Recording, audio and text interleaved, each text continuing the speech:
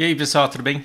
Eu tenho um monte de coisa do BDO para contar para vocês, mas eis que eu preciso dividir isso com vocês porque é muito legal. O senhor Pink Floyd, da banda Legumes, ele foi tocar aqui numa convenção vegana que teve aqui em São Paulo, e aí ele colocou lá no cartaz Friboi, Sadia, Perdigão, hashtag eles não. E aí ele foi vaiado por 40k de pessoas por 5 minutos. Vamos falar sobre isso.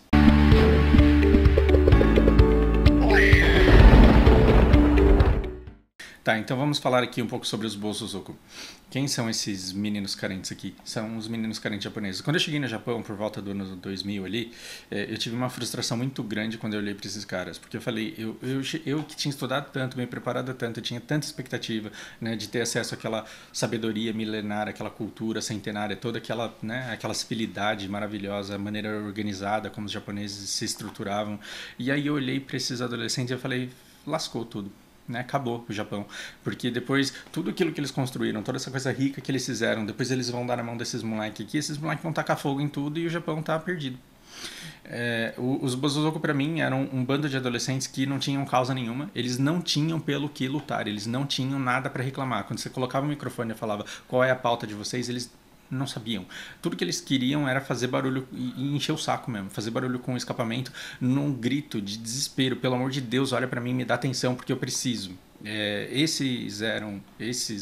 Eram os Bosozoku da época em que eu os encontrei. E aí eu levei essa indignação para uns comentários que eu fiz com uns japoneses que trabalhavam comigo. Na época eu trabalhava com o Sato e com o Kano, e eu não sei nem como que eu falei isso pra eles, porque na época o meu japonês era horrível. Mas eu falei, mano, o Japão tá perdido, né? Você vai jogar o Japão na mão desses caras aí, eles não vão destruir tudo que vocês construíram. E eles deram risada e depois os dois vieram, alguns dias depois, mas no mesmo dia eles trouxeram álbuns da adolescência deles. E eles me mostraram e falaram, olha aí. E aí começava com aquela coisa de criança, depois com aquela coisa de adolescente, de uniforme, tudo bonitinho. E eis que você virava a página e aí tava lá o momento da vida deles em que eles foram Bosozokos. Eles tinham essas motos aqui, essas coisas esquisitas aqui. Então, você arruma um trabalho que te paga muito mal, porque você é adolescente. Você trabalha poucas horas por dia, ganha muito pouco, mas aí todo esse pouco dinheiro que você ganha, você gasta nessas motos ou nesses carros. Pra você ver que esse pouco para eles é diferente do pouco para nós, né? Aí você gasta tudo que você tem nos escapamentos barulhento desse e começa a sair fazendo barulho na rua.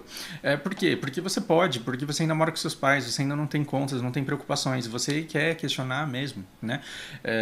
Até que depois você tem que sair da casa dos seus pais, você vai ter a sua própria família, e aí você meio que percebe que não dá pra você ficar levando o resto da sua vida nesse auê todo. Você vende essa moto aqui, compra um carro bonitinho, mais pequenininho, econômico, que faz mais quilômetros por litro, e aí você envereda numa vida de cidadão comum. O Sato e o Kano eram os caras mais madimês, madimê é a palavra de quem anda certinho na linha, de quem faz tudo bonitinho, que eu conhecia dentro do meu departamento. E aí isso me deu uma frustração e um alívio, né? Uma decepção com eles dois. Uma decepção com os dois, mas por outro lado um alívio de perceber que aqueles mesmos adolescentes que estavam fazendo aquele barulho todo, aquela ruaça toda na rua, eles iriam posteriormente se adaptar e entrar na sociedade e começar a viver uma vida de um cidadão comum. É, e isso é bem natural dessa fase da cidade e é necessário. Eles me fizeram enxergar isso. Quando você cai no mundo, você cai criança, que o seu sonho é ser Power Ranger, aí você vai crescendo. Quando você vira adolescente, a coisa começa a mudar, porque você começa a entender como o mundo funciona. Você começa a entender como as pessoas se relacionam, como o mundo funciona. E não foi você que escolheu quem seria rico, quem seria pobre, quem poderia comprar as coisas, quem não poderia comprar, quem conseguiria um bom emprego, quem não conseguiria. Não foi você que escolheu isso. Não foi você que ajudou a participar na escolha de que carreiras existiriam e do sacrifício que você teria que fazer para enveredar em cada uma delas. Mas você tá lá, você faz parte de tudo aquilo. Então, o que vem inicialmente quando você é adolescente? Um grito por questionamento e por mudança. Você fala, cara, o mundo não precisava ser do jeito que é, o mundo poderia ser diferente. E sim, ele poderia ser diferente. Então não pense, a gente está vivendo no Brasil uma fase de necessidade gritante, relinchante por mudança. A gente precisa mudar, precisa sim. Mas não pensem vocês adolescentes que esse ímpeto é uma coisa nova que vocês estão inventando agora e que durante todas as outras gerações anteriores todos os adolescentes eram um bando de tapados. Não, todos eles questionaram e todos eles propuseram mudanças e quiseram fazer as coisas diferentes e levar a vida de uma forma diferente do que se vive. né? Então a gente teve um movimento hippie nos Estados Unidos que foi um movimento fantástico. Assim, você está saindo de uma guerra gigantesca onde um monte de gente morreu, e você está vendo o mundo percorrer um caminho que está levando a uma industrialização e a robotização das pessoas, e jornadas das 8 às 6, em que você estuda 20 anos da sua vida para depois passar o resto da sua vida num escritório, e você começa a falar, meu, podia ser diferente. Podia ser, a nossa vida podia ser Woodstock, a gente podia ficar aqui, tipo, de boas aí, por que não? Foi um movimento que ele foi muito desvirtuado, muito deturpado, mas ele começou de uma forma muito legal. As pessoas, os questionamentos que rolavam entre a comunidade hippie eram extremamente profundos, coisa que quem não questiona jamais saberia, jamais tomaria ciência. É claro que o caminho que isso levou, né? As drogas, o LSD, e a maneira como isso foi divulgado pela mídia, que não tinha interesse nenhum em fazer que as pessoas vivessem uma vida alternativa. Afinal de contas, todos os programas na televisão estavam sendo patrocinados por produtos de grandes empresas que precisavam que as pessoas tivessem empregos e que trabalhassem para ter dinheiro para comprá-los, né? Não havia interesse nenhum em enaltecer esse tipo de estilo de vida. O Pink Floyd, ele não foi para o Woodstock porque ele não era uma banda americana, eles estavam lá na Inglaterra, mas a Europa, ela viveu a tragédia da guerra de uma maneira muito mais cruel do que os próprios Estados Unidos, porque uma coisa é você mandar tropa e armamento lá, outra coisa é você ter a guerra no quintal da sua casa, você ver pessoas que você conhece sendo bombardeadas e baleadas, porque você está ali no local onde a guerra está acontecendo. Se você é adolescente numa fase em que você viu seu pai indo para a guerra e não voltando, se você é adolescente num momento em que está todo mundo falando de continuar uma guerra, em que todo mundo está falando de territorialismo, de conquistar mais, de poder mais, de oprimir mais, você fala, não, porra, pelo amor de Deus, vamos viver uma vida diferente, vamos pensar, né, de maneira diferente. E geralmente é uma mola, porque assim, se você está num extremo, a tendência é que você queira estourar e ir para o outro, e aí você passa do ponto de equilíbrio, né? Então, se você está num lugar que é extremamente civilizado, você tende a querer que tudo seja uma anarquia. E se você está numa anarquia, o que você quer? Você quer repressão total para que todo mundo se comporte. Você percebe que o Brasil hoje está vivendo no outro extremo? Né? Então, enquanto que a gente estava vivendo uma padronização absurda em que para a qual todo mundo tinha que se submeter e eles estavam lutando contra isso, aqui a gente está vivendo numa bagunça desenfreada que a gente quer que tenha ordem. E todos os extremos são perigosos e a gente deve pensar nesse equilíbrio. Só que quando a gente tem esses sentimentos de querer ir para o outro lado, a gente tende a querer se expressar e a gente se expressa. E as pessoas que sentem a mesma coisa, elas tendem a se agrupar em torno daqueles que se expressam bem. Ponto de pausa para reflexão. Então, o Pink Floyd ele expressou muito bem o sentimento de toda uma geração que estava desesperada por mudança e que queria questionar a vida e que queria questionar determinados caminhos que a sociedade estava seguindo. E muita gente adorou o Pink Floyd porque eles se identificavam com aquele sentimento, mas daí você precisa que o extremo seja extremo, gente. Percebe? Você não pode querer que o representante de um ideal ele seja meio termo, não, ele tem que ser extremo. E o Pink Floyd ele foi extremo. Ele questionou absolutamente tudo. Ele questionou inclusive a educação. A educação, o sistema de educação. Tipo, por que é que as crianças precisam ir para a escola? E quando o Pink Floyd ele escreveu essa letra, você acha que ele queria doutrinar todas as pessoas para que elas parassem de ir para a escola? Não.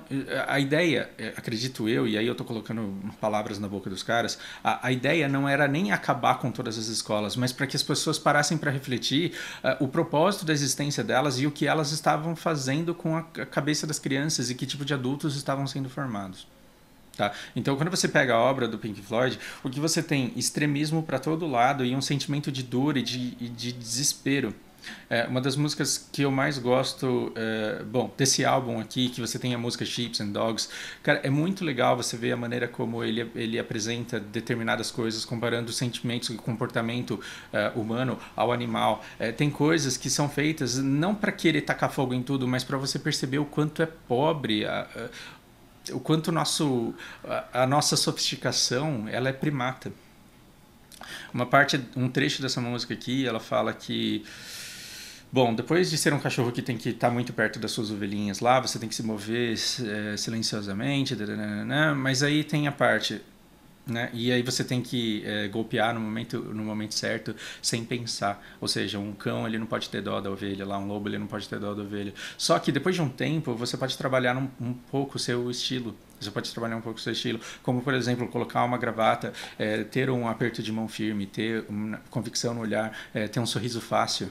Você está vendo que ele está descrevendo o mesmo lobo que ataca a ovelha, só que com características que a gente enxerga no dia a dia, seja o presidente da empresa, seja o político do partido que representa determinada classe. É uma crítica muito pesada à relação humana. E qual que é a do Pink Floyd? É querer tacar fogo nessa porra toda e querer que essa desgraça não exista. Então, quando ele fala no... Nós não precisamos de educação, a gente não precisa de controle de pensamento, a gente não precisa de sarcasmo na sala de aula. Deixem os alunos livres. Então, assim, você não precisa transformar todo mundo num tijolo para que todo mundo caiba direitinho e forme e construa um muro. Você tem que deixar que cada um seja a pedra que é, do jeito que é. Ele estava querendo dizer que, assim, parem de ir para a escola porque isso faz mal para as pessoas. Não, é propor reflexão e mostrar para as pessoas que aquela industrialização, esse negócio de carreira, esse negócio de escola era uma coisa nova e que as pessoas nem sempre foram desse jeito, que não necessariamente precisavam ser. Eles representavam um ideal e as pessoas elas precisam ter acesso a esse ideal para elas compararem com outros ideais e chegarem no meio termo, que é o equilíbrio em que elas vão encontrar ao longo do caminho delas. Então, porque o cara ele tinha esse questionamento das sociedades, significa que ele não queria fazer parte dela e que, portanto, ele jamais teria um emprego? Não, nada a ver. Né? Depois você chega em partes em que, essa letra aqui eu acho fantástica, né? Nós e eles, afinal de contas, nós somos só homens comuns. Eu e você, só Deus sabe que nós não escolheríamos fazer isso que nós estamos fazendo. A gente está falando de guerra aqui, tá? Avante, ele gritou, e ele gritou da retaguarda, e então a linha de frente morreu. O general então sentou e as linhas no mapa moveram de um lado para o outro.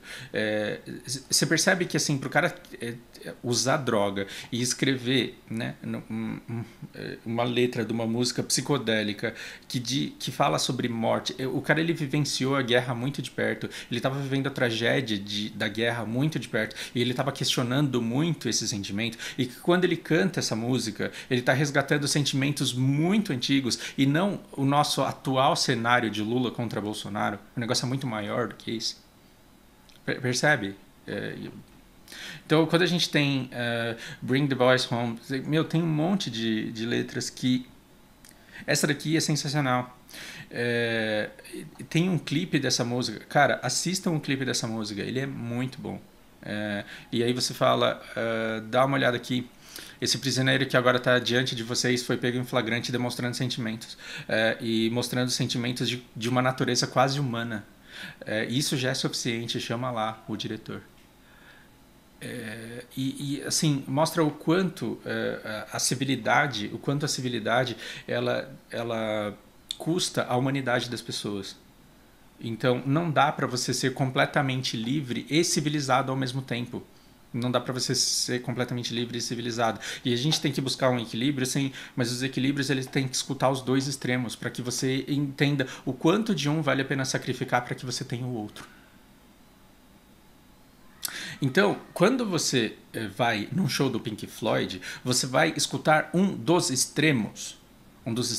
Não para que você viva a vida exatamente da maneira que ele diz que você tem que viver a sua vida, mas para você entender que existem uma escola, uma ideologia utópica de como nós poderíamos viver a nossa vida caso a gente não vivesse da maneira como a gente vive. Então você já tem que ir preparado para ir num show, cantar We Don't Need No Education, acaba com as escolas, acaba com essa porra toda, para você abraçar os seus amigos porque você tá bêbado e drogado e falar assim, nossa, o mundo podia ser diferente, né? Podia ser diferente. Mas agora que acabou o show, vamos voltar para nossa vida real. Percebe?